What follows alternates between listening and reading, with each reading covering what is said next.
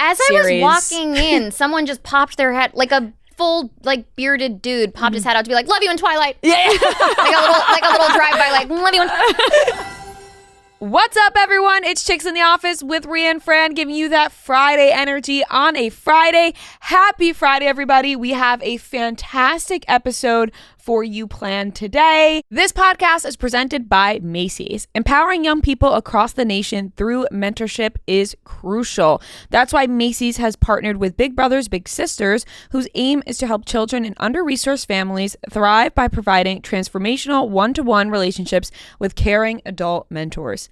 Join the effort by rounding up your purchase in store and donating online to this incredible cause from November 1st to December 24th. So if you head to the store, I have this jacket from Macy's I'm wearing right now. So maybe you want to pick yourself up a new fall jacket, some new accessories. I got some new earrings this week that I got from Macy's. So pick up something from your local Macy's and round up your purchase to this incredible cause, donating online from November 1st to December 24th.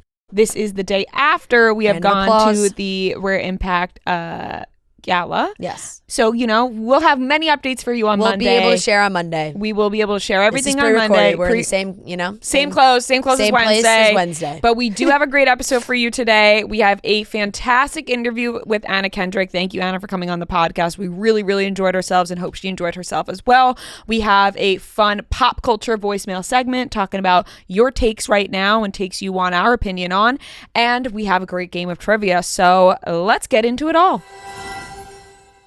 All right, we're going to get into some pop culture related voicemails. People called in with their hot takes, things they want our opinion on, old stories, new stories. So let's dive into it and see what our listeners have to say about the world of pop culture right now. Noah, why don't you kick us off? Hey, Rhea and Fran, this is Maddie from Columbus, Ohio. I just wanted to ask if you guys had a take on this, but where have the Kardashians been? I feel like we haven't seen anything from them. I mean, I know the Hulu show isn't running right now, and I feel like with that we get a little bit of glimpse, but it's stuff that's happened like 6 months to a year ago, so it's kind of over it. But I feel like even their social media presence just hasn't really been there. So I wonder if you guys had a take on that. Love you guys. Talk to you. Love you too. Thank you. Great question. Mm-hmm. I have my answer because I literally just thought about this 2 days ago when I saw Kim Kardashian at the Oscars thing or whatever as Academy of when she Music. What was it?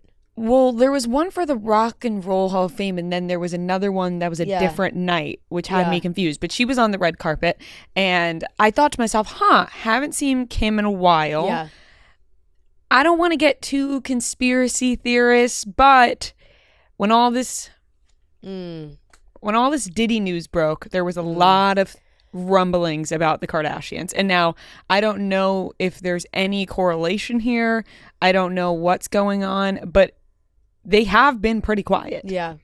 I'm honestly terrified to mention anybody's names. I almost feel like we have to speak in code when talking about that whole It's all situation. A very I'm not saying that they're a part. I'm just saying that people immediately when this came out started throwing their names in the mix. It was almost immediate. And jumping on the conspiracy thing completely. Once again, it's all total conspiracy. But did you see all the comments on Kim's video? Because when she posted the outfit of the Mugler, the full fit and everything, the song was a Beyonce song. And it was Halo. Oh. And all the comments are like, this is your way of thanking Beyonce. If you don't know right now, a very brief description of this conspiracy that's running around is that everyone's noting celebrities at certain points or different times in the past years that they've won awards or had speeches where they've always kind of gone out of their way to mention Beyonce, and people think that there's something sus going on with that. Yeah. And so now, anytime Beyonce is mentioned by anyone, all the comments are like, thank you, Beyonce. Or everybody's like, yes, this is me thanking Beyonce. I don't want to get in trouble either. Thank you, Beyonce. Mm-hmm.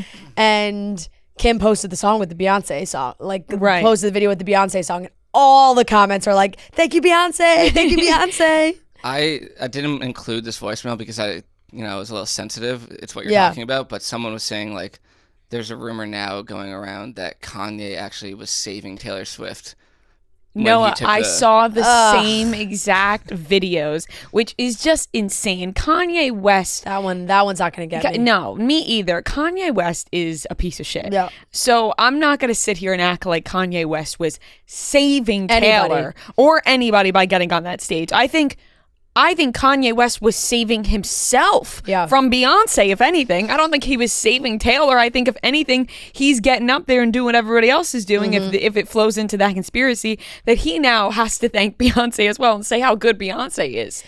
How would that be saving Taylor? That's saving himself for Beyonce. I think the Kanye of it all has a lot to do with the Kardashians as well. Maybe not all the rest of them, but specifically with Kim. Like, I just feel like things have been more quiet with Kim. And I have seen articles of like, oh, Kim's, really taking on that parent role like 100%. Like, Kanye's not around that much. I would just imagine when Kanye's like in the news every single day for some ridiculous thing, or like him and his air quotes wife are married, not married, divorced, broken up. He wants to sleep with his wife's mom. He wants to. They're wearing clothes. They're wearing no clothes. Like, all that is like just so loud and messy that I feel like you're probably they're wearing clothes. They're wearing no clothes. Yeah, I mean, sometimes they're clothed. Sometimes they got no clothes on. You never know what you're gonna get. Yeah. And I could see like Kim just wanting to not be a part of any part of that narrative at all. That it's just like things have been a little bit more quiet. I mean, granted, Northwest just had a full fucking cover story, so that is she's been seen the most. Kendall and Kylie, I feel like this is their dream, like to live their life and not have chaos happening at all times, or like crazy news stories happening at all times. Right, like they're just doing their thing. They show up, they look pretty, exactly. They live their life. Like, they like still are doing their jobs. Like, right. Kendall is doing her job. Kylie's closing fashion shows too. Like, they're doing big things. And I feel like that when something loud isn't happening around the family, this is when they're like the most thrilled. I feel like out of all of them, I think Chris posts on her Instagram. She posted for Kim's birthday. Yeah. Chris could be taking it slow too. I mean, the whole parts of the last season of the show was, Chris kind of, there was maybe some health concerns, so maybe she's reining it in a little. Yeah, reining it in at a suspicious time. Yeah, exactly. No, that's you're not wrong about that. Yeah. I mean, I don't know for sure. It's all. But it's all I mean, they've been quiet for months. It feels. Yeah, it's all alleged. So who knows? But much to think about. Yeah, Courtney's been in some lawsuits too. Sorry, So I feel like maybe they're just chilling, Mm-hmm. Hi, Rhea and Fran. Love your show. I know you guys talked about it for a brief moment, but when Wicked comes out, do you guys think it's going to be another Taylor Swift eras where there's going to be people belting out her songs, clapping and cheering? Personally, I hope it's not, just so we can hear Ari and Cynthia do their vocals. But what would you guys do if someone started singing in the theater? Okay, thanks, guys. Love you. It's inevitable. Like, it's if you are going to see Wicked on opening weekend at like a popular time, the theater is going to be packed and people will be singing. There's just no way. It's going to be annoying. But there's just no way. Even if people are kind of singing under their breath, their noise will be coming out of their mouths. Yeah. Like, and honestly, I could fall in that trap. Like, in the moment, I could catch myself being like dancing through life, and then be like, oh shit, shh. Telling myself to shush. But sometimes it just comes over you. Right. It's sometimes when the music hits your body and hits your soul, it's hard to maintain. But I'm on the side of our lovely caller here. Yeah. I would personally not enjoy that at all. No, I want to hear the vocals of Ariana and Cynthia. I do not want to hear the vocals of other people, and I know people don't want to hear the vocals of me. Yeah. You know what I mean? So I just, let's let the professionals do it. If you're going to sing, I'm going to sing. Right. You fucking sing, you're going to hear this tone deaf cat. Right. We're going to have a full battle. And Olivia Rodrigo now too. People are going to probably 100%. Concert movies, that's like your that's tough. Like, it's only songs, you know?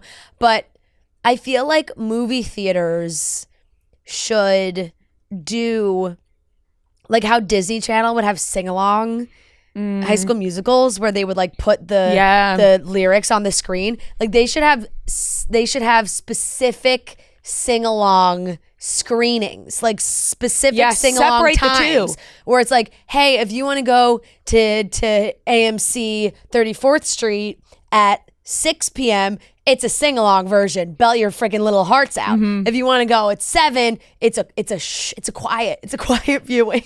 Totally agree. It's like 3D versus non-3D. Yeah. Give us both options. Sing-along versus not sing-along. Make it a full-blown sing-along theater. Yes. And if you go to the non-sing-along and you sing, you get pulled out. Exactly. You get escorted out of the theater. You get yanked. Right. No popcorn, no cherry cola. No. Nothing. You're I out. think it's actually a great idea. It's really a good idea. That they should be thinking about, because the musicals these days, everybody just wants to sing their little hearts out when Nicole they go into Kidman theaters. should call you out. Yeah. I got all the ideas, AMC, but I feel like that would actually be a great solution, and everybody that wants to like get up in their chair and sing and make it a full experience, go to the sing-along version. Right. And we do not want to see you in the one where we're just going to be sitting there. No, because there's going to be so many videos of people going an opening weekend and some girl fucking jumps up on her seat and starts singing and everyone's like, get out! And she's painted green. Yeah. Like, exactly. Reel it in. Right. She's in a bubble. Right. It's a whole thing. It's a whole thing. She's in a full bubble, the pink gown, the whole Oh, thing. you know what? That's going to be a popular Halloween costume this year, I bet. Oh, 100%. You know, Halloween's around the corner. When does the movie come out? 1 month Thanksgiving. from today. Oh. Thanksgiving, but I do If it had feel come like out this month, it probably would have been more. So yeah, but I think people are gearing up for a lot of theater kids. Will November. I think it's literally. I saw the tweets. 1 month countdown today. Wow. November 22nd. Yeah. So right around the corner. it is. Get your vocals I'm ready. very excited. Very exciting. All right, let's play the next one. just because you're talking about singing, I just thought this one was funny. Hi, Rhea and Fran. First off, love you guys. My hot take that I get a ton of shit for, but I firmly believe, is that Jason Derulo is the best male vocalist of our generation. His reach, his range, I genuinely believe that. So I would love to hear your opinions on that. Thanks. Honestly, like, I love this take for you. Yeah, you know, I have no strong opinions to be like, holy shit, you're so wrong. Jason Derulo is extremely talented. Best male vocalist of our generation. I don't know, but you know, he's good. Right. I'm not going to be on the front lines of the fight of that Jason Derulo is the best vocalist of our generation, male vocalist. No. But if you're going to go with a hot take, like if you're going to pick somebody that's going to rattle some feathers. And if you want to like ruffle some feathers. If you want to start that parade and you know, march down the street with it, I will stand about 10 people behind you. 100%. You know, and I'll support you with that take because I feel like that is hilarious, and also I can hear the passion in your voice. The man does have the reach, the range. It's kind of like when T-Pain, people discovered he doesn't No, like I was just going to say that if I was asked this and I had to pick like a hot take, like somebody that I had to choose that they were like, oh, it can't be like John Legend, like I'd be like, T-Pain. Yeah. Because people think he's just an auto-tune guy. Yeah. But then when you hear really him sing, he's so talented. He's got the range. He's got the as reach and the well. range. He's got the reach and the range. The range and the reach. I will say, when I went to the Super Bowl, there was a like TikTok sponsored like pregame stage that was happening outside at one of the tailgates, and Jason Derulo was performing.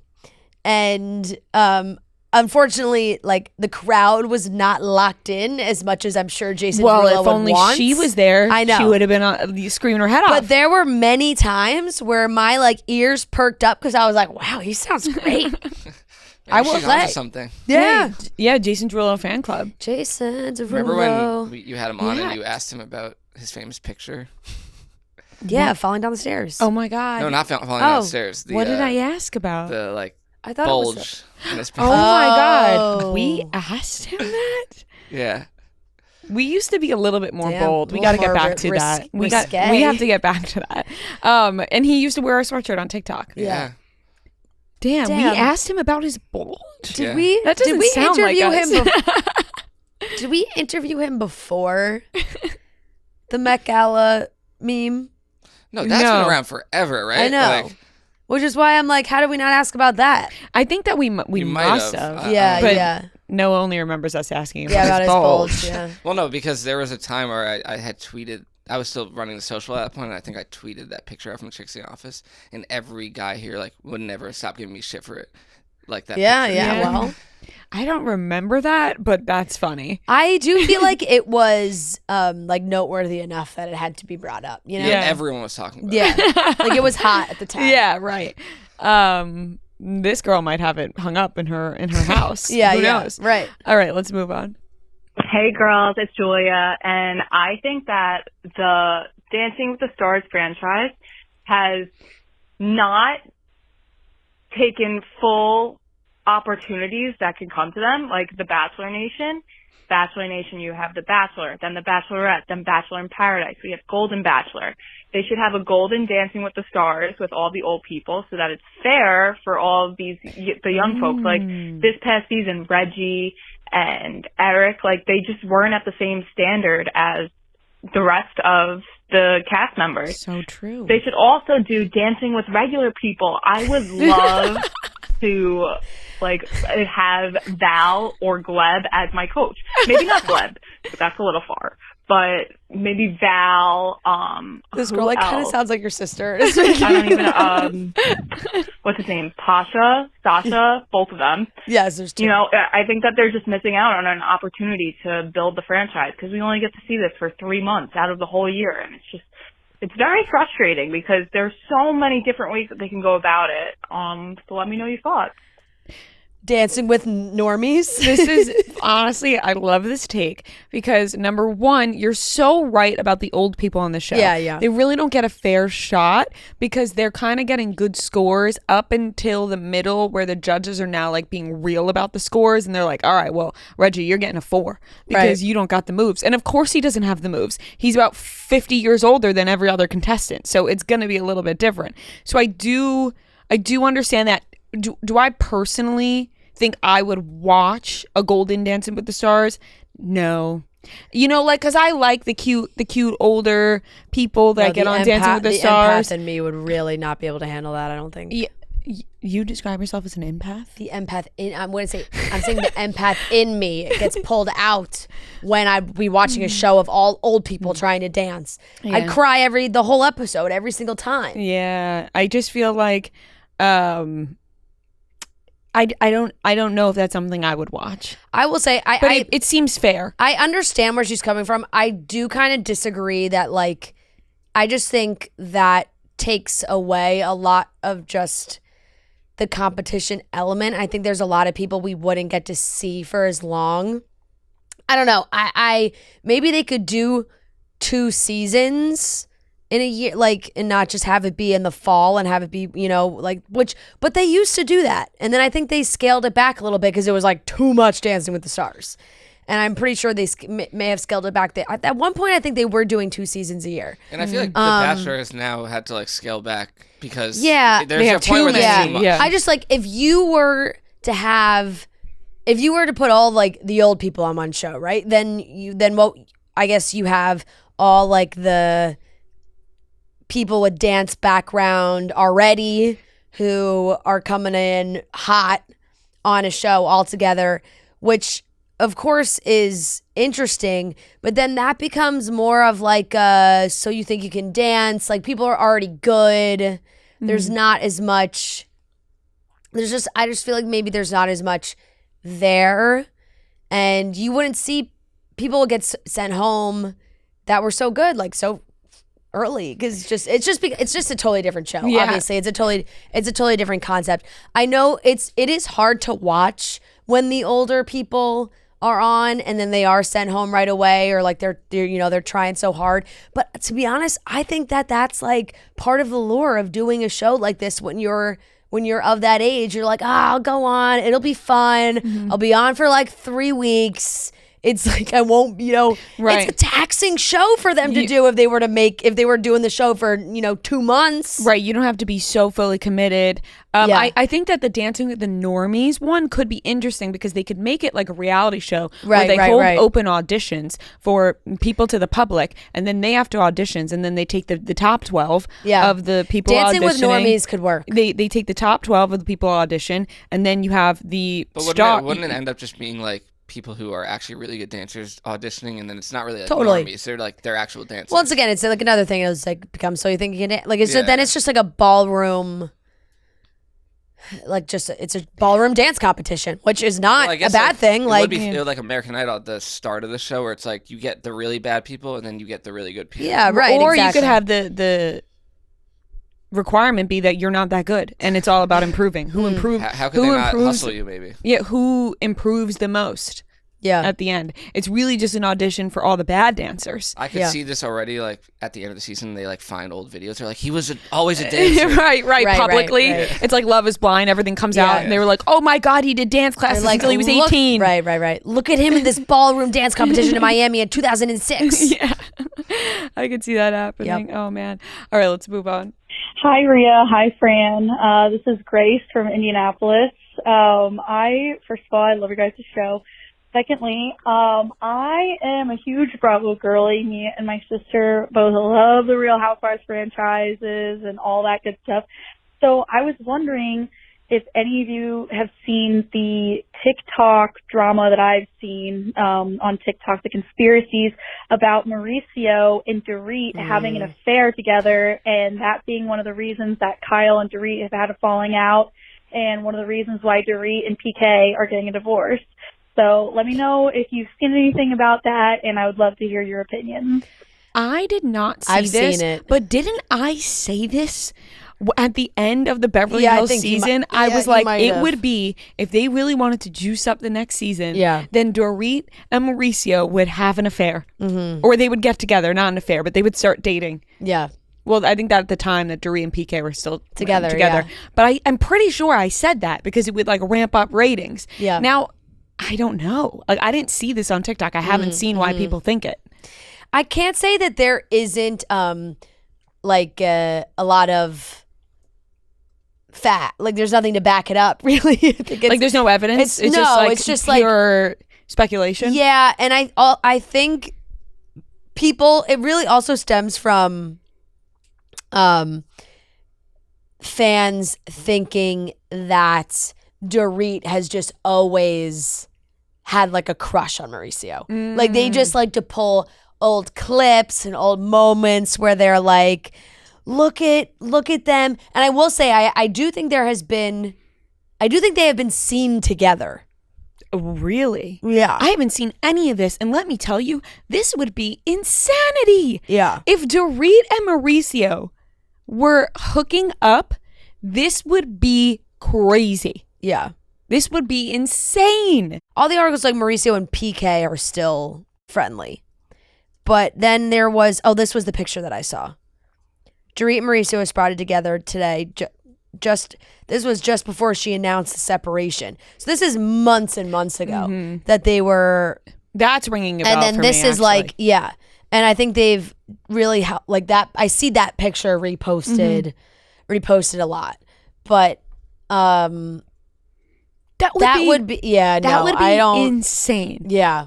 Yeah. Now, if we're talking good television, if we're trying to, ramp up the Sandoval ratings, yeah. then Mauricio and Dorit hooking up will, it won't be on that level, but it'll get people watching. I like sneaky think Dorit like would do it.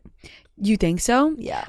You know what? Like, I don't doubt it. Yeah. And I just, one, don't put anything past these people anymore. And two, I just, like I said, I fall in the same trap that all the people that are seeing these theories fall into, where it's like, she has been like a little flirty with him in a friendship vibe. Like their little foursome, like always seemed like they were all very close. and I never really bought into Dorit and PK.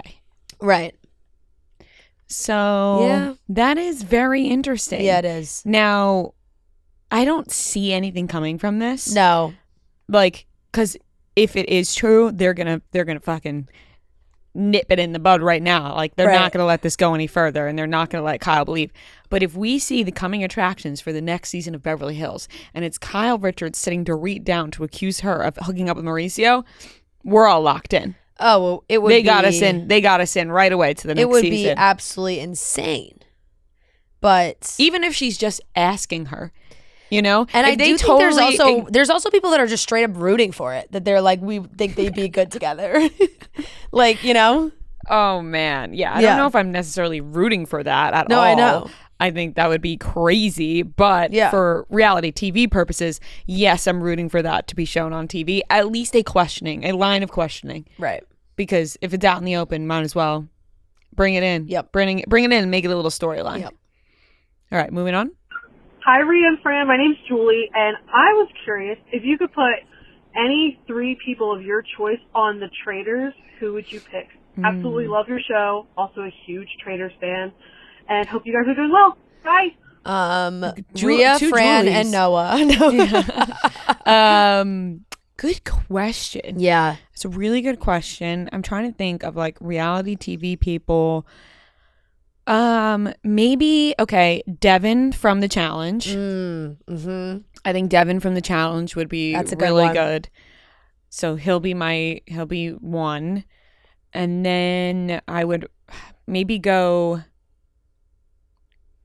I'm trying to think of all the reality shows. Right, like picking like from different Liv sectors. from Love Island. Yeah. So I would go Devin from the challenge, Liv from Love Island. Okay. And then I don't want to go double up on a reality show. So maybe somebody from the Bachelor franchise or I think I would go, if we're just gonna like pick formula of other people of other shows, like challenge, I think I would go Tori. Mm-hmm. Bachelor, I think I would go Greg Grippo. I think he would be good.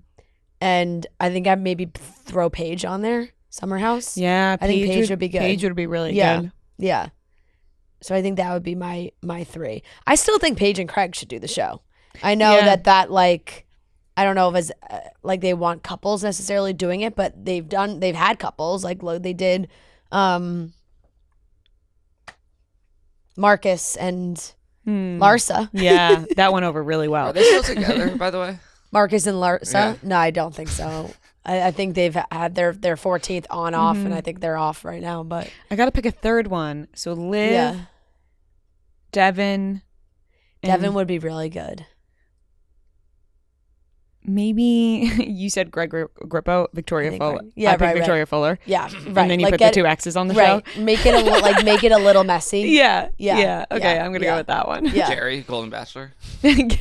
Or Gary. Gary. I know. I think He'd that get there ripped could be apart. some good like. I feel like they've always kind of dabbled in maybe like retired athletes, also a little, or things like that. Like they've done boxers, but like someone in that realm, I think Travis Kelce. would be good too. No, it'd have to be somebody that's like retired. I think. Yeah. Yeah. More in that world. Tom Brady. No, I'm kidding. He'd probably win. Yeah. No, yeah, like Right. something more in that realm. All right, let's do 2 more. Yeah. Last night, we went to the Rare Impact Fun Gala, sponsored by Abercrombie, and I got to wear a beautiful, cute little dress from Abercrombie that I absolutely love. They always have the best things, and right now, they have the best transitional sweaters and outfitting that you can pair with anything. You want to wear baggy jeans, you want to wear the Sloan pant, maybe you want to wear a mini skirt, a little jacket on top. There's so many options for this fall and winter upcoming with Abercrombie, and their sweaters are unbelievably soft, so many different stitching, different yarn, so many different options for the fabric and the cut and everything in between. So if you're looking for new sweaters to wear this fall and winter, look no further than Abercrombie. And of course, I loved my dress that I wore to the Rare Impact Fun Gala. So if you want to check that out, go for it. You can look at it on our pages, and there's new arrivals every single week at Abercrombie. So don't be afraid to shop all the new arrivals at Abercrombie. My pop culture hot take is that Hannah from this season of Love is Blind is not the bad person she's being made out to be. Everyone is acting like she's such a mean girl. Can we talk about how that man could not even boil water for pasta? I swear to God, he asked her like 7 questions simply trying to boil water for pasta. And if that is a reflection of any other moments in their relationship, I just can't imagine how annoying he must have been. Like, she was resentful after a long enough period of time of him being annoying, and she was mean to him. And he deserved it.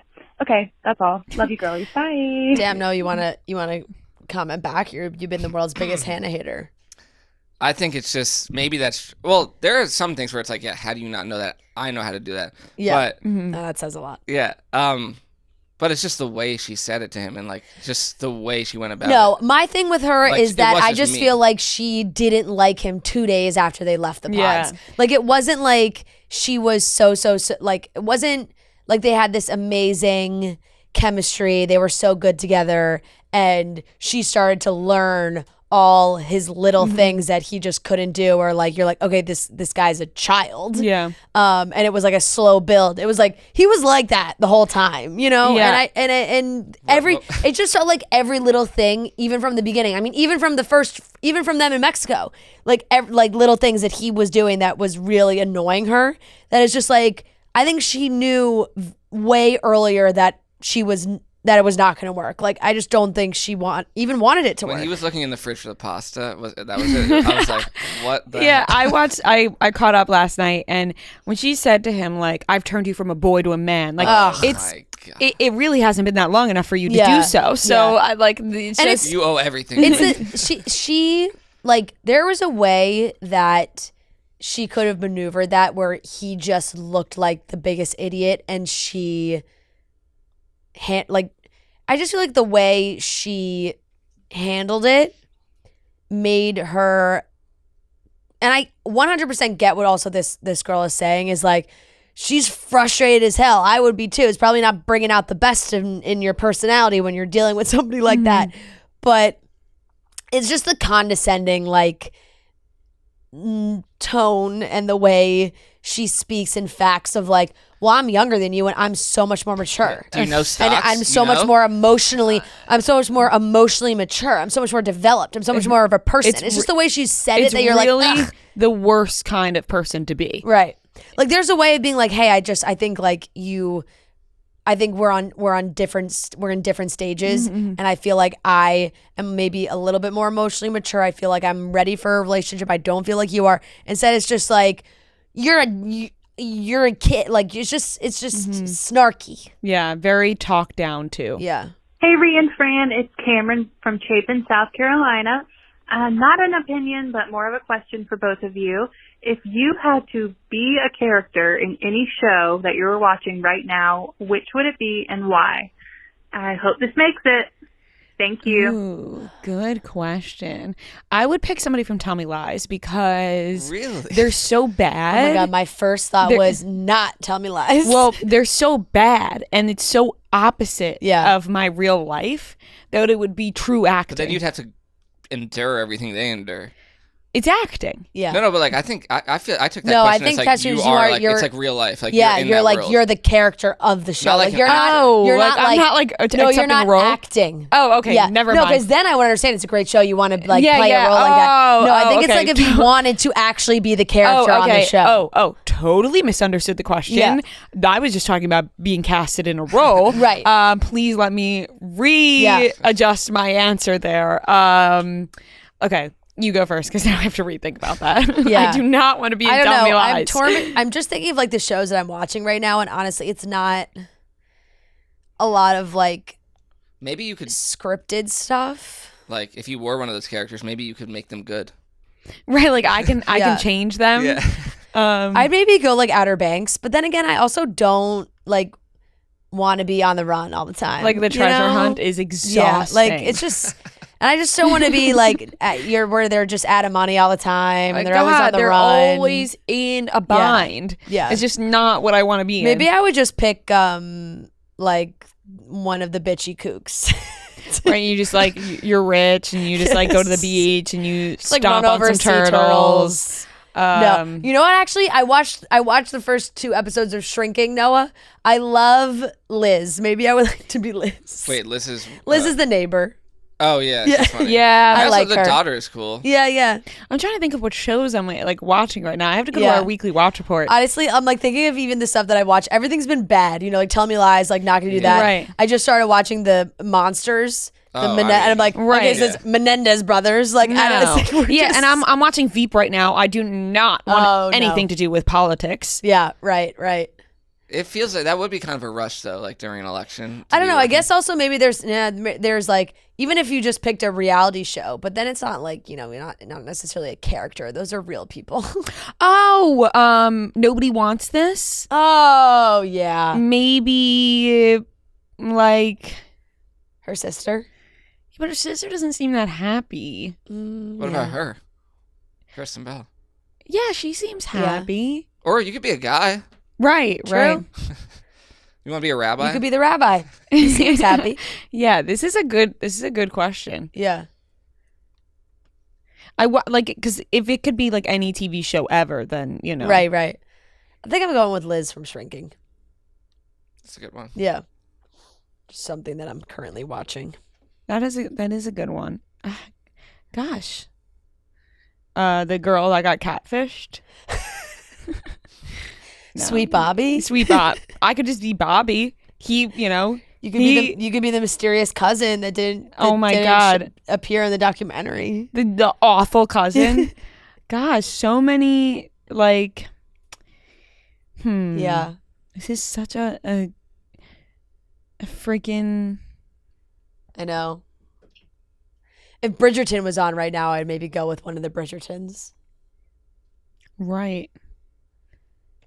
Gosh, I'm going to be thinking about this for a long time. I mean, it's a good question because it's like from shows that you're watching right now. Yeah. So it's specific. It's specific. I love how I immediately was like, Tell Me Lies. Yeah. Like, that's why I said my first thought was like, not Tell Me Lies. I don't want to be anybody on that show. I thought I was just getting casted in a role. Yeah. No, if you were to like pick, if the question was like, hey, pick a TV show that you would want to act like be on and have your own character, 100%, that'd be a great show to be on. Be in the mix, be one of the friends. You play a transfer student coming in for the spring semester. Right. Fuck shit up. Yeah. It's like start dating one of the guys. A little devious. Yeah. Yeah, why not? Yep. Maybe like Rafe's girlfriend in Outer Banks. No, that's yeah. You know what I mean? Shout She's Sophia. like, she's getting money. Yeah. She's not really like, she's not doing anything, but she sticks up She's for technically a pogue. She sticks up for herself. Yeah. Although it seems like she's gonna get. I feel like it's not gonna. I feel like it's not gonna end well. She might die. She might be the character they kill off. I feel like it's not gonna. I feel like it's not gonna end well for her. Just in that scenario. That was a fun question. No, who would you pick? That's tough. The Penguin. No, because then I'd be like the Penguin. Yeah. I'm trying to think like anyone else on that show. Let me check my weekly watch report as well. I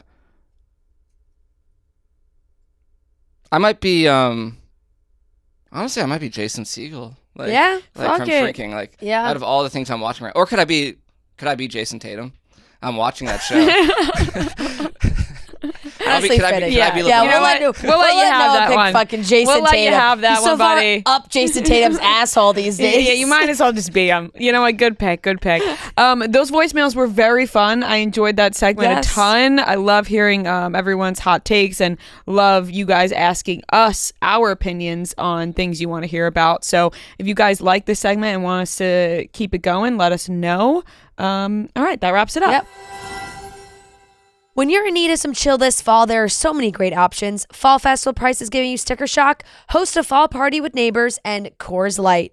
Don't get caught up in the fall chaos. Savor the season, choose chill, and then reach for a Coors Light. When you embrace a chill mindset this fall, it's a good time to choose chill and crack open a Coors Light. Coors Light is mountain cold refreshment, crisp and refreshing as the Colorado Rockies.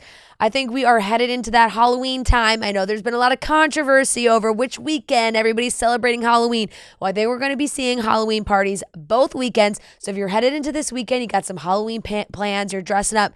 Maybe you're hosting a party. Maybe you're going to a party. If you're going to a party, the best gift to bring, Coors Light. If you're hosting a party, make sure you are stocked up. You have your fridge all loaded up, ready to go, and it's so easy because you can get Coors Light delivered straight to you. Fall feels good when you choose chill and then reach for a Coors Light. Get Coors Light delivered straight to your door with Instacart by going to CoorsLight.com/chicks. And always celebrate responsibly from Coors Brewing Company, Golden, Colorado. Before we get into the interview, just a quick disclaimer that the first 50 seconds of this interview, the audio, there were some technical difficulties, but right after that, everything is back to normal. So stay tuned, stay with it, and listen to this fantastic interview with Anna Kendrick. All right, everyone, we are here with a very special guest. We are joined by actress and director Anna Kendrick. Thank you so much for joining us. Thank you so much for having me. We are so excited to have you here. First of all, congratulations, because the movie is #1 on Netflix, Women of the Hour, which is, I mean, that's got to be the goal, right? When you know that you're going to have a movie come out on Netflix, it's like, let's get it to that top spot, and it's there. Yeah, I know. I was really nervous because I know there was some cool stuff on the platform right now. And so I was like, maybe just for one day. So like now that we've had the whole weekend, I'm so happy. I'm over the moon. Yeah, well, we've seen the movie. I watched it this weekend. Amazing job all around. Thank you. Really, really enjoyed it. I have to be completely honest. I did not know that this was a true story. And so watching the whole thing, I was like, wow, amazing concept. Like I was like, I'm locked in. And then at the end, I was like, holy shit, this is all real. And then I dove into it more and more, and it led me to researching like all of the cases, which I think is also very important coming from the film too. It's like you learn about something that you didn't know prior, and then so much research comes from that. Yeah, no, I think that's really interesting. I mean, obviously, like there's always going to be part of me that's like, oh man, I wish everybody watched it the way that you watched it, just like go in totally cold. Because sometimes like I would tell a friend that I was working on the movie, and then the next time I saw them, they would be like, oh my God, I like looked up all this stuff and I was reading all these articles, and of course I'm like, no, just wait and watch the movie. But the truth is, like, there's so much to this case. I mean, really, like what's shown in the movie is a tiny fraction of what happened. And you know, we're kind of doing composite characters sometimes because you're trying to sort of like, you know, take the pieces that really, you know, felt emotional or powerful to you and put them in the, you know, it's complicated. But I think the thing that I also am happy about is that like you actually, I would rather you didn't, but you could like do a bunch of research, and I think you wouldn't know what happens in the movie, you know, because like there's just so much stuff about all these awful things that happened. So, you know, the movie is 90 minutes, so it's just, you know, picking and choosing a couple of those kind of details. Right. And the way you do the timelines, the different timelines in the movie does also help. Like somebody could do all their research. They're reading it in chronological order. Totally. Of, okay, so this is what happens. Like as you're watching the movie, like we don't know what happens to your character, right? Like it's, and because it's jumping around, we're like, that could have ended way differently. So like that's always so interesting when you're jumping around timeline wise. When was the first time you were, you know, made familiar with even just this story? Yeah, I feel like I'd heard about this story. Like, I think it's kind of 50-50. People don't know anything about the story, or they're like, oh yeah, there was a guy and he went on the dating game and he was a murderer. Like, and that's kind of what I knew. Like that was the camp I was in. It was like, I'd heard of it, but I couldn't really remember much about it.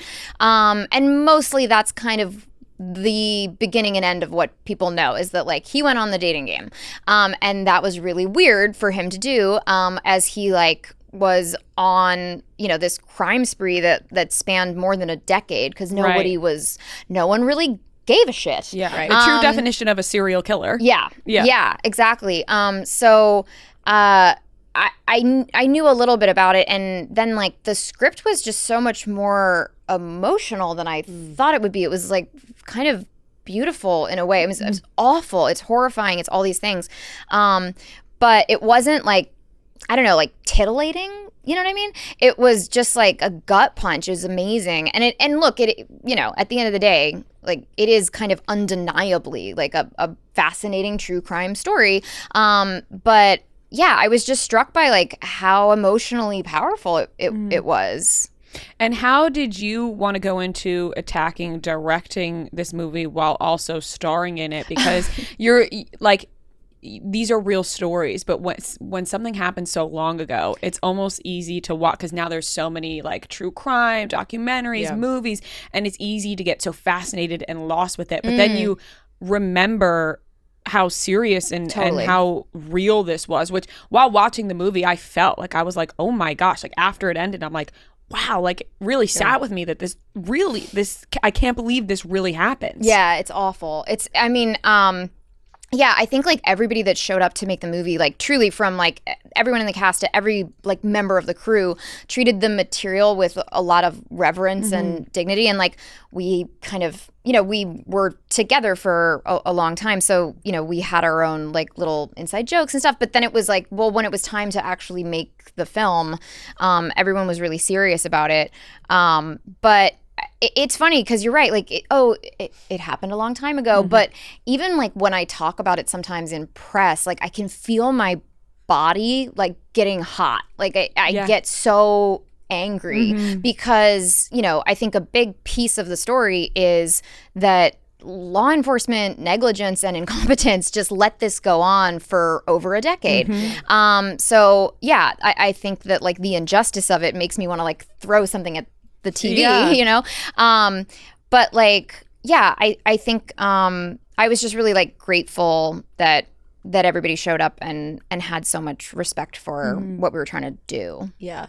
How was it for you stepping into the director role? Scary. Really, really, really scary. Like completely terrifying, scary. I know, because I feel like I'm doing a bit whenever I say this, but like when I pitched myself to direct the movie, a lot of people were like, are you worried about like acting and directing? And honestly, again, I'm not trying to be funny about this, but I felt like, well, at least the lead actress and the director are going to be on the same page. Like it's kind of like one less thing for me to worry about. Right. And also like, I don't know. I've been acting on camera for 20 years. So, like, I am terrified about directing. I mean, absolutely shaking about it. But, like, acting, this is my job. Yeah, you're a pro. Yeah. Like, you guys talk into microphones and you're probably pretty comfortable about it. Yep, exactly. No, but I feel like that's always, it's like you're always in charge of yourself and the job that you do, but it's like, yes, now you're in charge of yourself and the making sure the other actors are all totally. No, I really was like, man, if someone else was playing my character, like I'd have to like explain to them what I want, and like what if they had a whole different idea, and I have to be like, oh, I love that.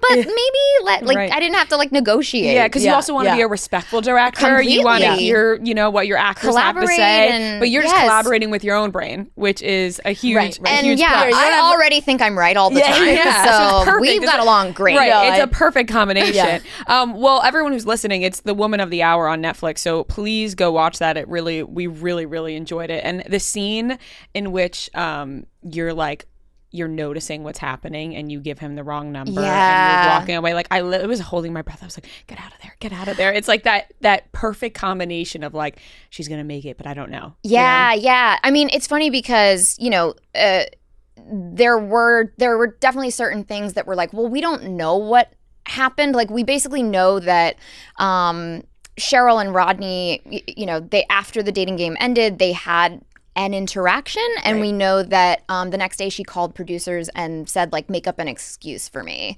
but we don't really know what happened in that interaction. So imagining that was like, well, it's also like not that hard to imagine, because we've all had that moment of being in, whether it's a parking lot or a dark street or whatever, just going like, is this guy just a creep, or am I really in danger here? Absolutely. I thought it speaks volumes to the story too, of sending that message of like law enforcement really failed all these women, and then what ends up getting him is like a teenage girl. Like these adults, and nobody could figure it out, and a teenage girl is the one that like was smart enough to get out of the situation. Like this, we're getting into a little spoiler territory here, but like whatever, whatever. That like they still let him go, like over and over. They just let him go, and like I did a lot of research, and not not with the intention of like making everything exactly how it happened, but like just I want to know everything. And like basically a lot of the times he was just basically let go off of like vibes, just vibes. Right. Yeah, it was just like, I don't know, he's got like a good vibe. I mean, it makes you want to scream. It's crazy. They're like, he's charming. Right. Yeah, And that's what the problem with serial killers work. Yep. It's like, then you see all these people that become obsessed with serial killers and like, well, they're good looking. It's like, well, what? Like, what are we doing here? Yeah. It's insane. But seriously, incredible job. Like, really just an amazing job directing and acting. And, you know, we've seen you talk recently. You are such an amazing comedy actress. Like, your comedic timing is impeccable. But you've talked about how you kind of wanted to step out of the comedy realm and a little bit more into some serious roles. Yeah. How do you feel about that now? Well, I guess like it's not so much that I was like, I want to be taken seriously. Right. It was actually like, it was coming from a kind of genuine place. Like I got out of an abusive relationship and suddenly like the material I was responding to was really different. So, you know, it's like sometimes when you're really in a bad place, you're like, if I hear a happy song, I'm going to claw my skin off, you know? Right. So it was like I kind of had to lean into what my inner world was, because you're just like, I just feel like a fraud if I were to be on like a comedy set right now. Yeah.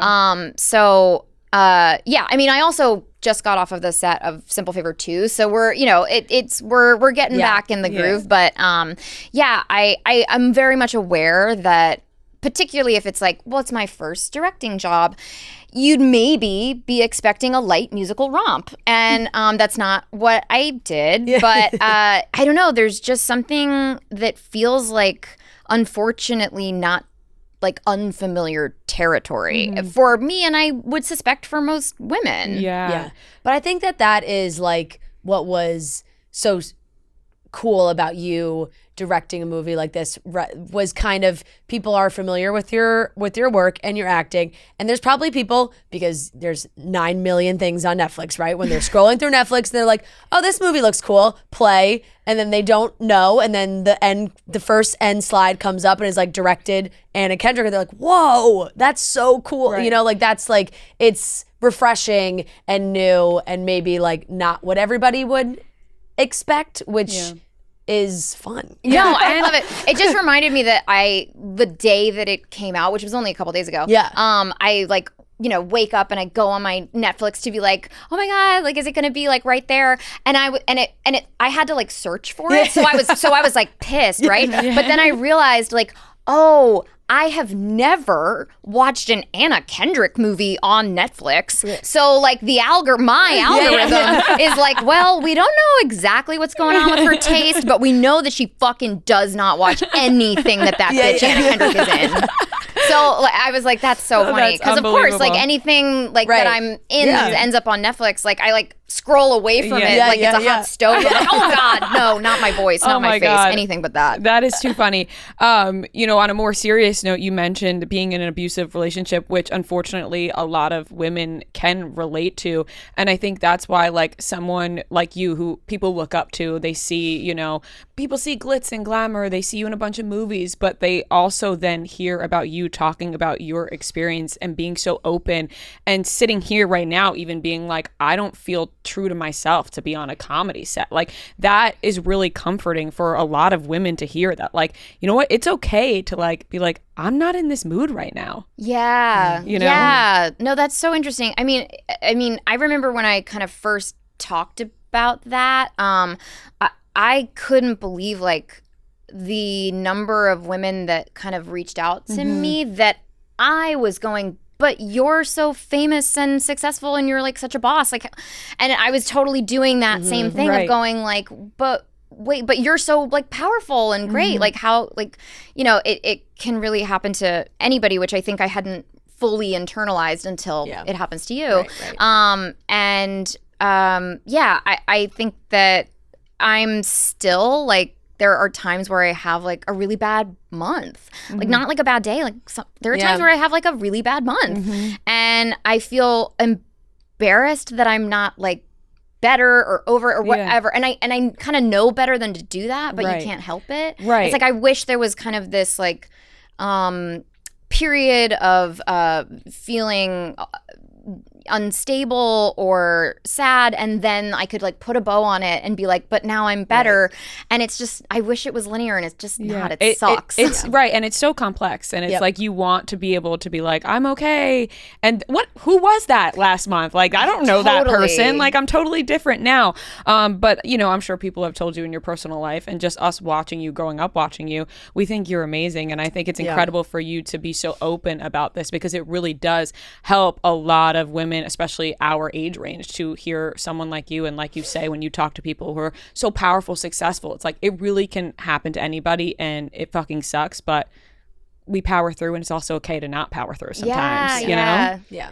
And I think it also shows too when you can sometimes, you know, when you're going through stuff in your personal life, you can make professional choices that help you and are beneficial for you. Because I think sometimes, especially as women, we feel like we have to be like, yes, I'll do that. Yes, I'll do that. Yes, I'll do that. Yes, I'll do that. Sign me up. Whatever it is, I'll do it. And sometimes when you're going through things personally, you're like, oh, God, this is the last thing that I want to do, and I hope it's okay if I say no. Like, and it is, and it is okay, and it is really hard. Yeah, like, and it's okay that it's hard. I guess. Like, I think, even, you know, directing this movie, or like pitching myself to direct the movie, even, it wasn't done in a like, yeah, I'm gonna power through. It was a completely like fearful endeavor for me, and that's okay. Yeah, that I you know, even when I pitched myself, I was like, unless you guys think that's a bad idea, like I just want to do whatever's right for the movie, but you guys let me know. Right. You have like a 30 slide PowerPoint at the end. It's like, but also whatever you guys want. No worries if totally not. Cool. No worries. No worries if not. No worries. I won't be mad at all. I'll laugh. It'll be really funny. I actually did a whole pitch where I was doing that like push pull thing, and they told me like, we think we're gonna hire you, but could you come in tomorrow and do that again like a confident person? Yeah. Like, they made me like do it again, but just be more like, I'm the only woman for the job. Which was like a total performance. And by the way, there were people that were like not totally on board because of the way I was doing the pitch. And then they were like, all right, we get it. And I was like, I'm faking it. Yeah. You literally know that I'm faking it. This is a placebo effect, and you're fine with the fact that it's a placebo. Whatever. You're a wonderful actress. That's what it comes down to at the end of the day. Just wonderful actress. You just mentioned that you were just on the set of Simple Favor 2, which I think we're all so excited about. And I think people were waiting to hear the news about that, and happy to hear it's really happening, because I feel like for a little bit it was like, is this happening? That's how I felt. Is this not? That's how I felt. I was like, is this okay, I'll just wait, I'll just see what happens. No, there was a period where I was like, I don't think that's gonna really happen.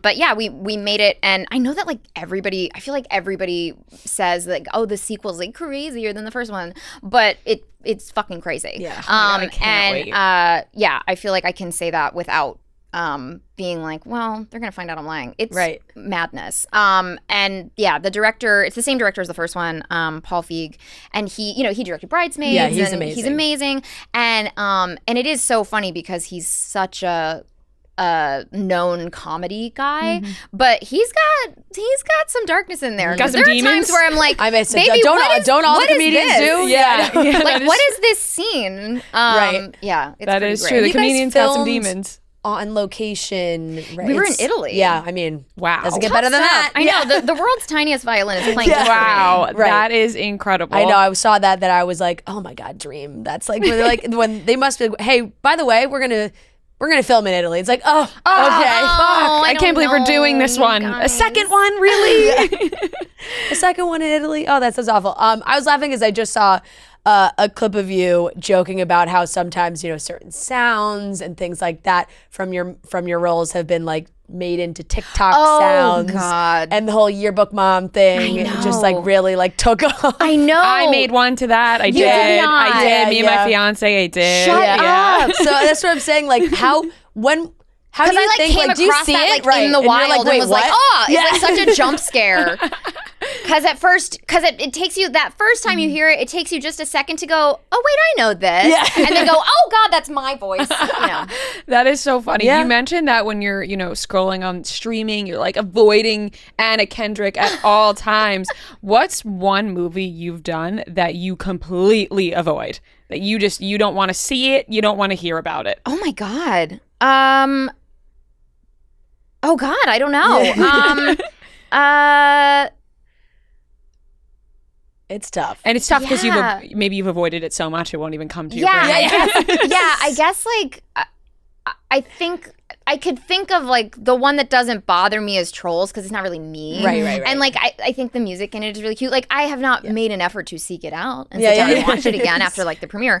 But I think if it were like on in the background, I would be like, aw. Yeah. Because it's also like so many animators' hard work and all that stuff. And you're like, I barely did anything. I like got in a booth a couple of times, and I just had a blast. But I'm gonna have to think about that one. Yeah, maybe all the other ones. Yeah. We did a full.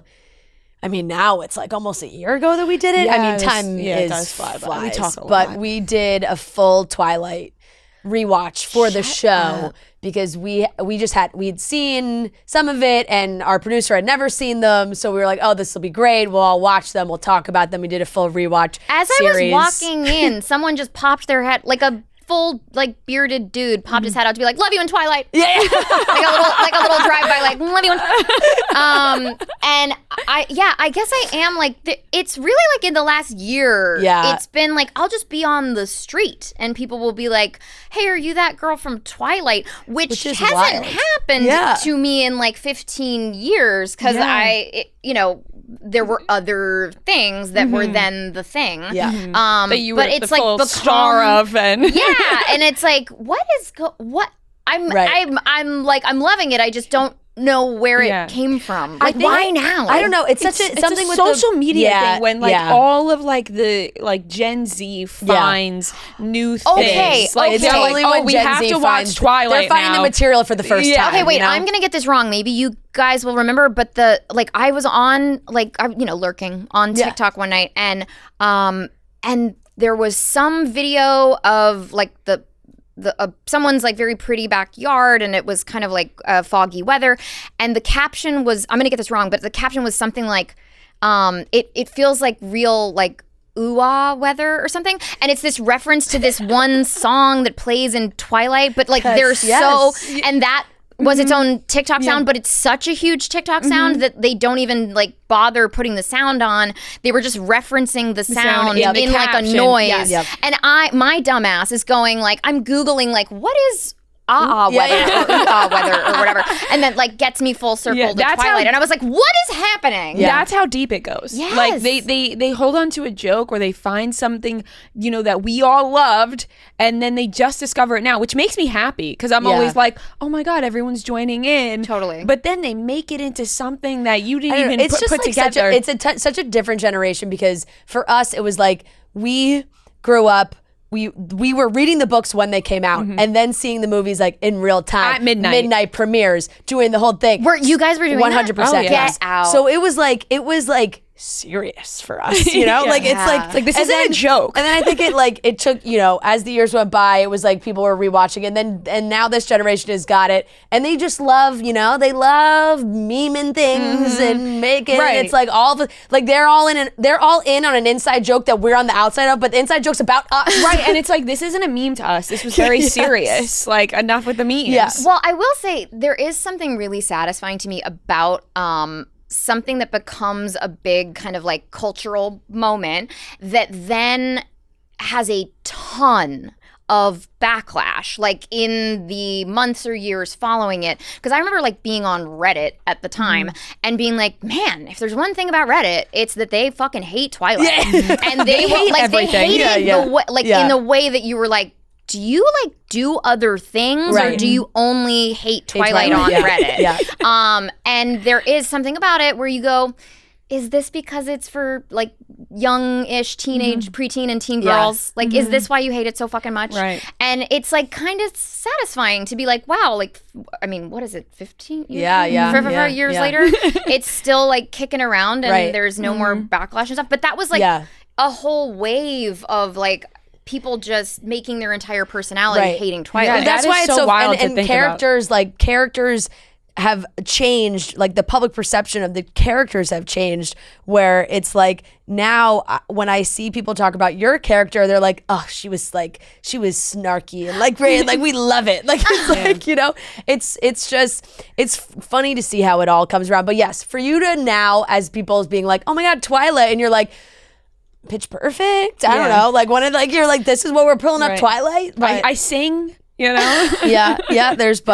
No, I mean, it's been great. You've been a part of some amazing franchises, and that's like when you're in a movie and they want like seconds, thirds, fourths. Like, what is that feeling like for you? I mean, I think it's all in the cases where it's happened. It's been a total shock for various reasons. Like, well, I mean, to just take it into the present and then we'll go all the way back to Twilight. Yeah. Like, I think Simple Favor, the first question was like, well, how do we make another movie if the end of the first movie, so how do we do we have to reverse this? But yeah, you know, it works and it's great, whatever. But with Twilight, like, I know it always feels like it's like, I don't know, false humility or something. I can promise you that we were there. The idea that Twilight would get a sequel was out of the question. Out of the question. Like, it just didn't feel like people cared, and it was like, okay, it's like teen vampire. And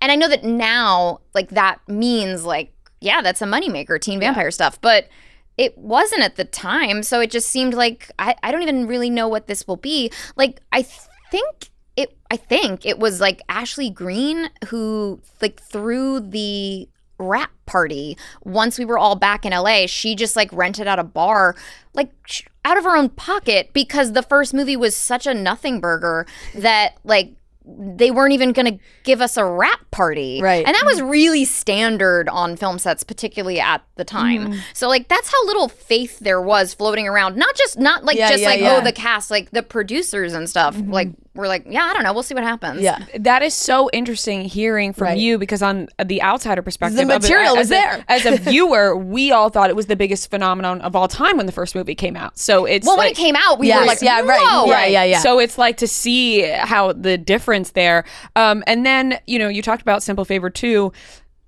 Pitch Perfect is also, you know, it's being that's talked another one. about. Everyone's like, another one. Yeah, everyone wants more from Pitch Perfect. I know. I feel like that's actually, again, like in the last like 6 months, it's like people are like, hey, when's Pitch Perfect 4? When's Pitch Perfect 4?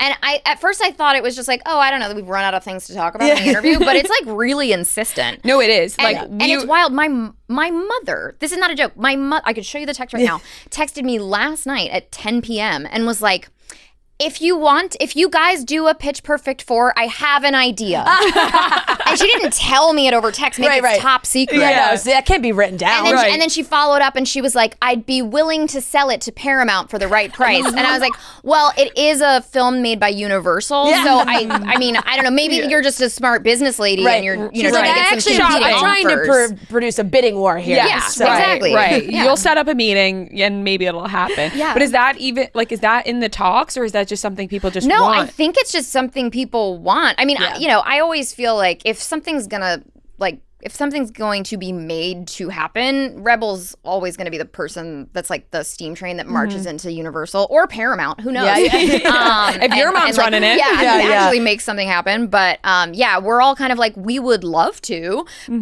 If for no other reason than like we're constantly trying to get the 10 of us in a room together again. And it's a very wonderful thing that everyone is very busy and very successful and working, you know. And it feels like mostly we can manage to maybe get 6 people, but you know, it does feel like, well, damn, like if we were ever really going to be in a room together, it would probably only happen if there was another movie. So selfishly, I think that's the main reason why we're like, yeah, we'll do it. Right. Exactly. You guys got to right time, right place. We have to wrap up, but I got to ask, was there a period of time that people were just like making you do the cup song over and over? Like if you were at parties or if people saw you, they were like, can you do this? Can you do the cup song? People would, mostly people wouldn't ask. They'd sort of talk about it, but they wouldn't ask me to do it. And certainly I never did. Yeah, if they did ask, that would be just to be walk around a party, somebody hands you like 6 solo cups. Or like, here you go. Move over. I got this. One woman at like the White House Correspondents' Dinner one year did come up to me and she wanted to do it for me, but she had like I think she was a little tipsy. Yeah. And she had like a real glass cup, and I was like, lady, no. Plastic surgery is going to be in both of our futures if you don't put that down right now. But mostly it's people coming up to me and saying that like their kid did it for a recital or something, and there is a little bit of an undertone of like, thanks a lot, thanks a lot for that, because it's like hearing someone practice chopsticks. Like once you get it down, it's cute, but that learning period is really annoying. So I'm very very sorry as always to all the parents whose kids won't stop doing it. I apologize. Oh no, that's but like Rhea said, we have to wrap up. The last one. We know we talk a lot of reality TV, all that jazz. What are you watching right now that you're really into? I haven't got fully caught up on Love is Blind, on this season of Love is Blind. Okay. Yeah. But I was like, buckle up. I was deep into Love Island with, Yeah. And now I'm just watching the train wreck that is Love is Blind. Yep. So you were deep into this past season of Love Island? Oh, yeah. Oh my God. Can we get some favorites and non-favorites? Well, I mean, of course, Queen Leah. And how did that feel for you guys? Incredible. It was like, because you guys like broke the news. We peaked. You like broke the news that everyone in America wanted to be the one to break the news. It was the most, I can't even talk about it because it feels like outer body, and like I just keep. But like, had a producer or anything like mentioned to her like how? Were you guys literally the people really that were trying like, to keep them in the dark? They were like didn't have their whispering. phones Like Janae was like, how many Instagram followers do I have? Shut up. And they were like, all right, get out of the room, get out of the room. Like they were pulling them out. They were yanking them as fast as possible. When they first sat down with us, none of them got their phones back. So like, they still hadn't had their phones. In our interview with Leah, we were like, no, like I said to her, I was like, Leah, you will always be famous. And she was like, what? Like, and then we. So she really didn't. No, she didn't know. Nobody had like hinted to her like, hey, the show's over, but like, don't worry about it. I think they said like, you're great, but until they got their phones back, and then we were in the airport with them when they got their phones back, and Leah looked down at her phone and looked at us, and she was like, they're calling me the people's princess, and we were like, oh yeah.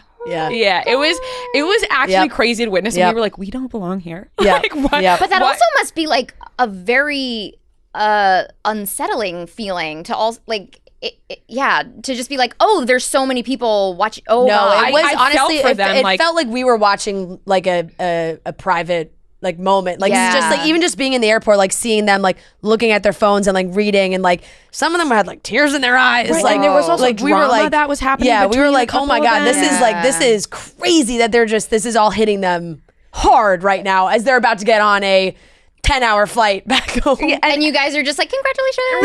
And they're like asking us to join in like with shots with them, and we're like, yes, but like also I feel dirty doing this. Like, you know, like I'm like, I shouldn't be a part of this, but you're offering, so right.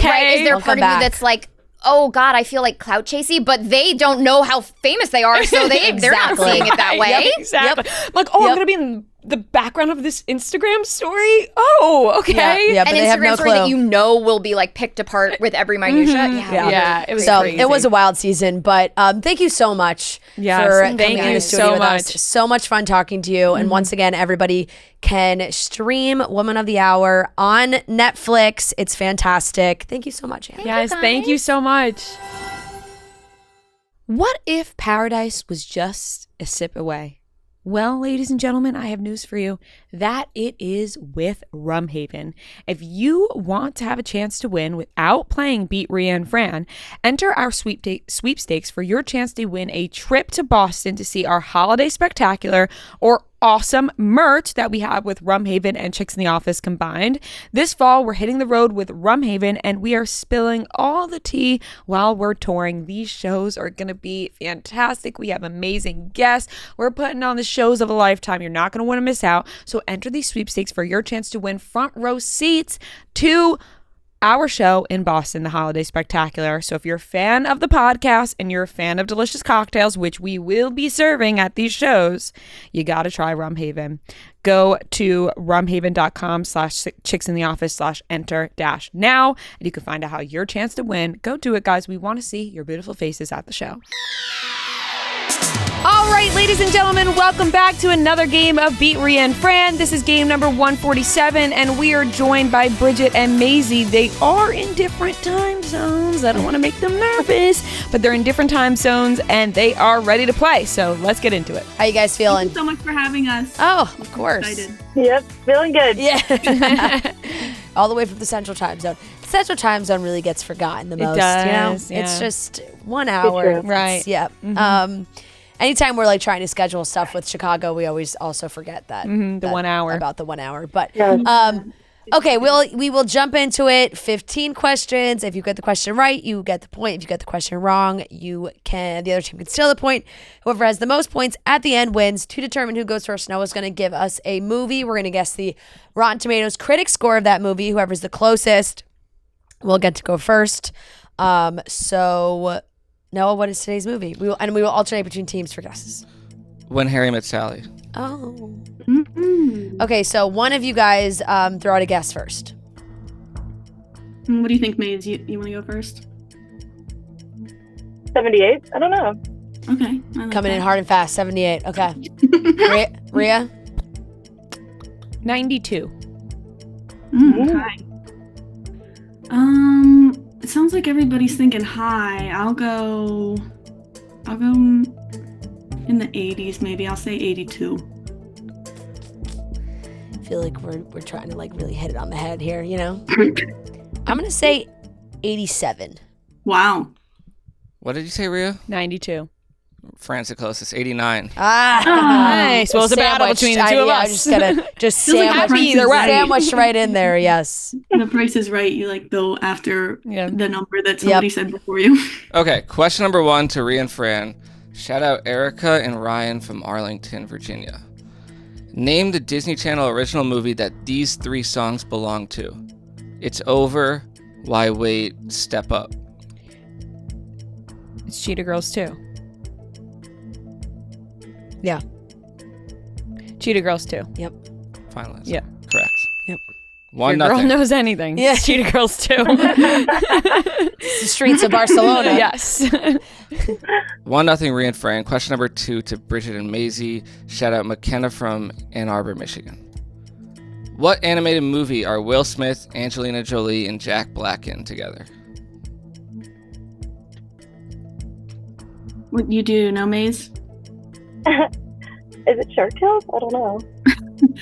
I don't know. The only thing I feel like I know animated by Jack Black is Is he Kung Fu Panda? Oh.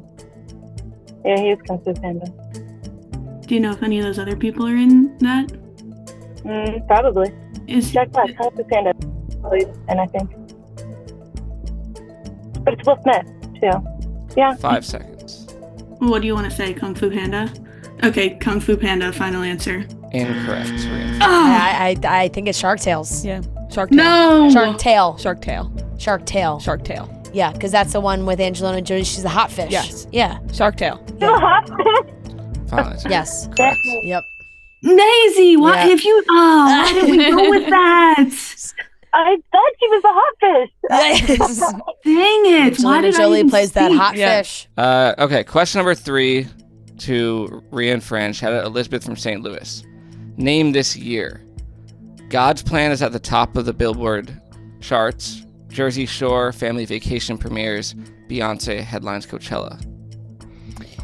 I think this is 2018 or 2019.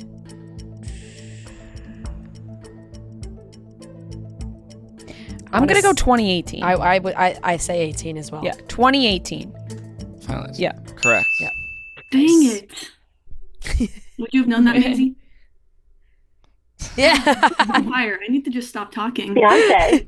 Okay, 3-0 Rhea and Fran. Question number 4 to Bridgette and Mazie. Shout out Beth from Cincinnati, Ohio. Becca Tilley was on The Bachelor twice. Who were her 2 bachelors? Oh, I know this. Chris Soules and Ben Higgins. I'm pretty sure. Maze, do you know anything about that? I'm pretty sure Chris Soules, she was like top 2. And I know she went back on Ben Higgins because she was with JoJo on that season. So I feel like we should just go with that, maybe. Okay, you want to go with that? Okay, Chris Soules and Ben Higgins. Final answer. Correct. Yeah. Let's go. It really is She kind of just underrated that she was like, I think she Back was to like back. runner-up on Chris Soules' I'm a season. big Like, she could have I'm been a big scrubbing in gal too. Yes. Her, Yeah. so She I'm proud could have- I got that one. She could have been engaged to Chris Soules, which really would have been. No. She's happy and thriving now. Not the move. No. Yeah. she did a hard left there. Yeah. I love her. Okay, 3-1, Rhea and Fran. Still no incorrect questions so far. Question number 5 to Rhea and Fran. Shout out Elizabeth from St. Louis again. At the 2022 Emmys, who pretended to be unconscious laying on the floor next to Quinta Brunson as she accepted her Emmy?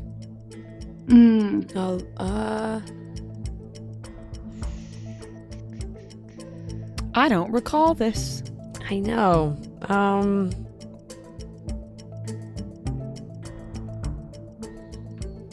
I don't know either. I don't really recall this either. Wasn't like this is 15 separate. Like I just feel Kenan like some Thompson's kind mom. of like yeah, that was separate. Some kind of like comedic. Was it somebody actor, in actress. Abbott Elementary? I don't 5 think seconds. so. All right, pass, I guess. I'm gonna say Tina Fey. Final answer. Incorrect. Bridgette and Mazie. Do you remember this, Maze? I feel like it was one of the late night hosts. Yeah, but I'm not sure. I was thinking Kimmel, but I don't know because I feel like I don't know. For some reason, I'm thinking Jimmy Kimmel, but I don't know for sure. I'd go for it. You think I should say it? You don't have any other 10 guesses? seconds. Okay, all right.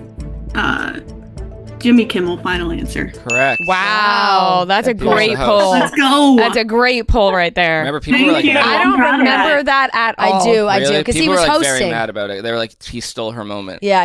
Now I I don't only remember reason that I feel at like- all. Now I feel I like do I just remember. remember him addressing it on his late night Yeah. show. So I went with it. I don't recall. Wow. Okay, 3-2, Rhea and Fran. And this question is to Bridgette and Mazie. Shout out Elizabeth from St. Louis again. Jen Shaw's season 2 tagline for The Real Housewives of Salt Lake City said that the only thing she was guilty of being was what? We are not housewives, girls. Hopefully this is the only housewife question. You have any idea, Mazie? I feel like I can see it in my head. I don't know. If you have a guess, just say it. Otherwise, I feel like I listened to Rhea and Fran talk about it, and I feel like The only 10 seconds. something like fabulous or something. I don't know. or like when she like truthful or something. Time It's is a up. Uh, we'll pass. We'll just say fabulous. Final answer. Incorrect. It's Rhea and Fran. I don't The know only thing this. I'm guilty of is being hot. Yeah. No. No, I don't. I got nothing. The only The only thing I'm guilty of is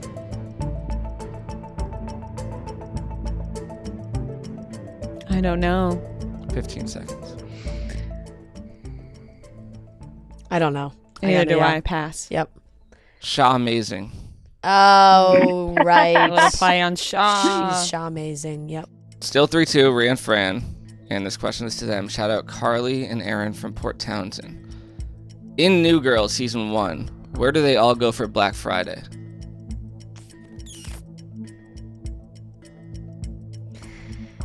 I gotta rewatch New Girl for the amount of New Girl trivia we get on this show. I don't recall.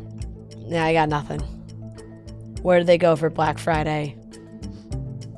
15 seconds. Best Buy. Yeah, Best Target. Let's just say Best Buy. Best Buy. Final answer. Correct. What? Wow. That's such that's such just a Black Friday like special. you just go to Best Buy on Black Friday. That is a Black Friday special right there. Nice. Always worth throwing out a guess. Yeah. All right.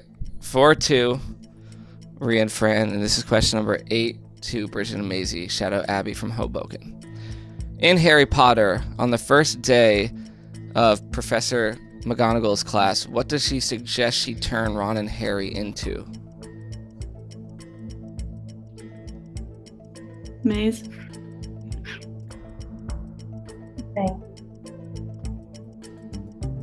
you have any clue? No, but shout out to my friend Taryn that watched all the movies with me in preparation for this. You don't remember? She may know the answer. No, this is a tough question. I don't know. You have any clue? I feel like she wouldn't do that. Rats? Yeah, I don't know. Time is up. Say it. What'd you say, Maze? Yeah, mice, Rats? I guess. Mice. Incorrect. Sorry, and Fran. I don't know. I'm just gonna. Bats? I think it's. I don't know. Owls. My guess is owls. Okay. Final answer. Incorrect. She said a pocket watch so that they might Might be on on time. time pocket. Yeah. Classic. Yep. Classic teacher talk. Yep. Classic teacher talk. Yeah. Question number 9 to Rhea and Fran. They are still up 4-2. Shout out Michaela from Newton, Massachusetts. What animal is Jessica Alba's character obsessed with in the movie Good Luck Chuck? I don't think I don't know if I've seen Good Luck Chuck ever. Like, really young when it first came Yeah. out, maybe. I've like bits and pieces of it, I think. Let's just say koala. Okay. Koala. Incorrect. To Bridgette and Do you know, Maze? Oh, this is like Jack's favorite movie. He's gonna be I don't know. Probably like a cat or a bunny, right? Yeah, I What do have you no think, idea. Fred? Whatever your Koala. gut's telling you. Hilarious answer.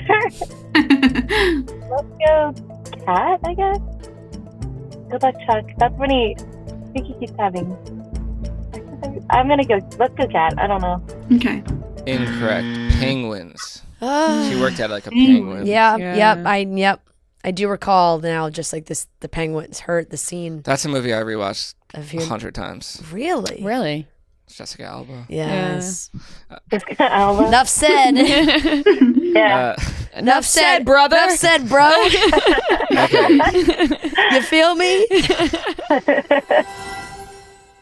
Rakuten is the smartest way to save money when you shop because you earn cash back at over 3,500 stores. We're talking fashion, beauty, electronics, home essentials, travel, dining, concert tickets, and more. Your favorite stores like Macy's, Urban Outfitters, and Sephora pay Rakuten to send them shoppers, and Rakuten then passes on a part of that payment to its members as cashback. Cashback is deposited directly into your PayPal account, or Rakuten can send you a check. You can even maximize your savings by stacking cashback on top of other deals like store sales and coupons.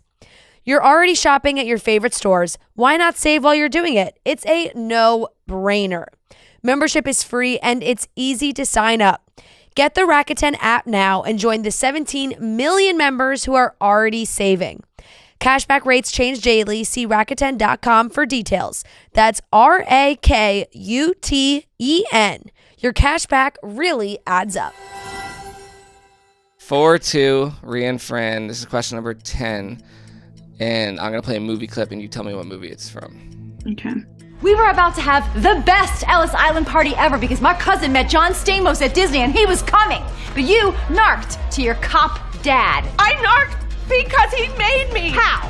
How did he even know? Because when I found out that I wasn't invited to your party, it hurt me so very deep that I threw up really hard. Why didn't you invite me? Oh my gosh. I have no idea. Something about not being invited to a party? I don't know. I can't think of any movies like that. I couldn't even recognize the actor's voice, could you? 15 seconds. When you didn't invite me to your party. Oh! You're so not invited to my bat mitzvah? I feel like they might have done that clip already. Should I just say that? Yeah. Time is up. You're so not invited to my bat mitzvah? Incorrect. To Rhea and Fran. Can you play it one more time? We were about to have the best Ellis Island party ever because my cousin met John Stamos at Disney and he was coming. But you narked to your cop dad. I narked because he made me. How? Doesn't it sound like older women are fighting about something that happened back in the day? Very deep. Maybe it's like Bad Moms. Really hard. Because remember when they get all drunk? Yeah, that's a good guess. Whatever, Bad Moms. Yeah. Close. Sisters. Tina Fey. Oh. That was Tina Fey and Maya Rudolph. And you know what? I knew the second voice. I was like, that sounds like Maya Rudolph, but I just couldn't. I've never seen that movie. Sister, like I. You know what? I'm okay with my Bad Moms guess. Yeah, that's a good guess. I felt like I was on a you're good, adjacent. It was a good realm of possibility. Yeah. I thought it was Maya Rudolph, and then I was like, should I say Bridesmaids? But it doesn't sound like Bridesmaids. Yeah. I feel like not a lot of people like have seen that movie. Maybe I'm wrong. Sisters. Like I don't know, or I don't. Not a lot of people love that movie. It is still 4-2 Rhea and Fran, and this is question number 11 to them. Shout out Carly and Aaron from Port Townsend again. In the movie Knocked Up, Katherine Heigl's character is interviewing which celebrity on a red carpet that ends with them saying, "I'm not being an asshole."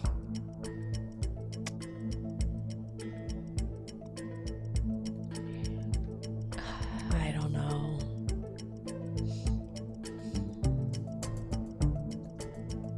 I have no idea. I don't know. I haven't seen 15 Knocked seconds. Up in a really long time. Is it like Who would be like in a Seth Rogen movie at that time? is it like James Franco? 5 seconds. Maybe. Let's just say James Franco. Yeah. Okay, James Franco. Incorrect. Bridgette and Mazie. Can you say the question again?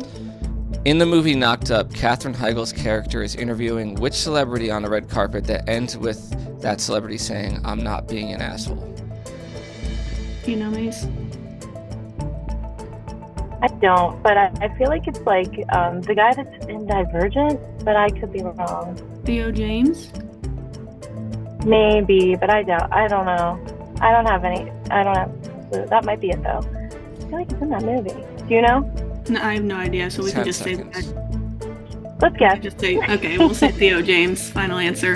Incorrect. Is it Jason Segel? Is it a singer? Is it Justin No. Timberlake? No. Oh.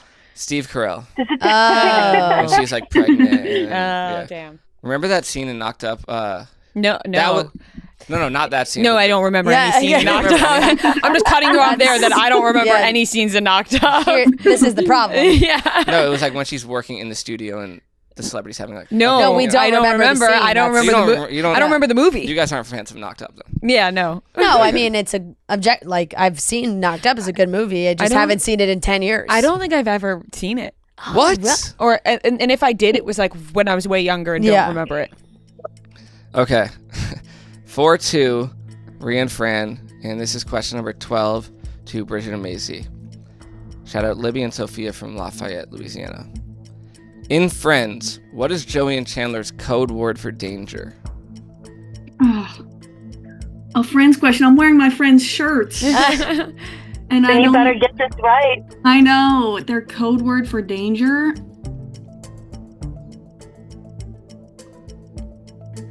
I keep thinking of this. You're like the biggest Friends 10 fan. Yeah, seconds. literally, I always know the friends questions, and of course I don't know this one. 5 seconds. Something random, just say something. Time I is don't up. know. Duck. Incorrect. I don't know. I this. have no idea either. Don't know this one either. I'm just gonna say pineapple. Sure. Okay, that's it. Incorrect. Pineapple's always used as a code word. Yeah. You know, it's always a good guess. Bert. Like the name, Bert. Bert. Yeah. I would have never gotten there. Zero Zero recollection. Yep. Okay, still 4-2, Rhea and Fran. You guys had a hot start, and now we've cooled Yeah, off. we've dwindled. It always seems to happen when you call out the hot start and then things. Yeah. Yeah, you know? Okay. Question number 13, and this is to Rhea and Fran. Shout out Zoe from Iowa. What reality TV dating show was this line set on? Go kick rocks with open-toed shoes. Love is Blind? Reality dating show. Doesn't that girl say it to him on Love is Blind when they're like at that lake party? Sure, let's just. Is it Love is Blind? 15 seconds. I think it's Love is All right, say Love is Yeah. Blind. Love All right, is, Love is Love Blind. is Blind. Final answer. Correct. Nice. Season 6. Yeah, this Laura. past. Mhm. Yeah. Yeah. And that seals the victory, actually. Woo! 5-2, Rhea and Fran. We'll do the final two questions. Question number 14 to Bridgette and Mazie. Shout out Madeline and Amelia from Boston.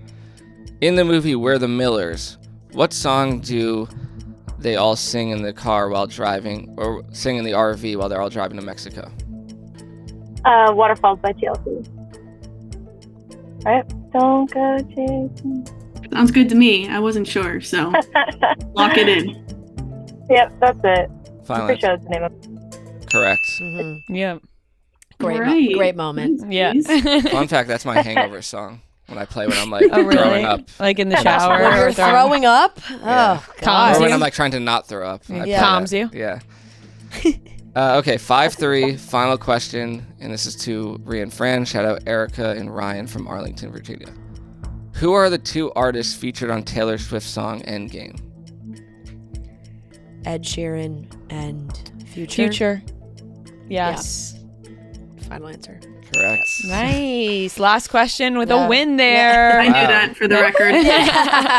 6-3, final score. Oh my God, that was a good game. Thank you guys so much for playing. I'm sad for you that you wore your Friends shirt and didn't get the Friends question right, because there's honestly there's just like no worse feeling than like knowing you love a show and like not getting the question. It's like what am I good for? You know, that was literally like the hardest Friends question I've ever heard you guys have. Some of the Friends questions are really hard. I'm not gonna lie. That's like, when so I they're so specific now. anytime I get a Harry Potter question wrong, I feel that same It's way. just like what you're like why? I'm a fan. Like I don't. How do I prove I'm a fan? Yeah, you know? exactly. Yeah, seriously. Right. Yep. Well, we know you are, but thank you guys so much for playing with us. And you guys still get merch. We're gonna send you some merch, so just email Noah your address and sizes, and we'll get that sent to you. And thank you guys so much for playing. And it was so nice meeting you guys. Thank you so much. We love you. Thanks, and guys. also We love come you. to Pittsburgh. We want to see a live show, even though neither of us are living there. Trust right me. now. Or Portland, Maine. I live in Portland, Maine currently, so come there for a real We will Okay. be definitely going to Pittsburgh. We will be going to We've been Pittsburgh, yelled for at sure. by the masses, and we will be going to Pittsburgh at some point. Don't go to Pittsburgh at a date that we won't be in Pittsburgh because we both don't live there currently. Oh, okay. Well, but our families do. We'll coordinate schedules. Well, yeah, we'll coordinate, of course. Run it by me, We'll Noah. run it by you guys. All right. Thank you guys. Bye. Bye. All right, everyone, that wraps up today's episode of Chicks in the Office. Thank you so much for watching and listening. We hope you have a lovely, fantastic weekend. Maybe you're watching the World Series. Who knows? We love you very much, and we'll talk to you on Monday.